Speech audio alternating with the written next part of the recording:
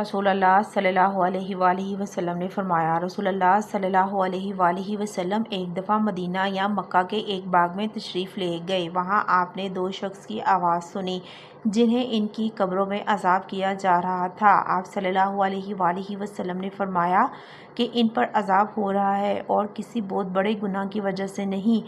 پھر آپ صلی اللہ علیہ وآلہ وسلم نے فرمایا، بات یہ ہے کہ ان میں سے ایک شخص پیشاب کے چھینٹوں سے بچنے کا اہتمام نہیں کرتا تھا اور دوسرا شخص چغل خوری کیا کرتا تھا۔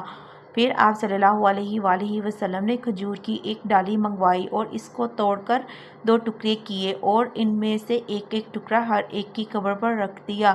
لوگوں نے آپ صلی اللہ علیہ وآلہ وسلم سے پوچھا کہ یا رسول اللہ، یہ آپ صلی اللہ علیہ وآلہ وسلم نے کیوں کیا؟ آپ صلی اللہ علیہ وآلہ وسلم نے فرمایا، اس لیے کہ جب تک یہ ڈالیاں خشک ہوں شاید اس وقت تک ان پر عذاب کم ہو جائے۔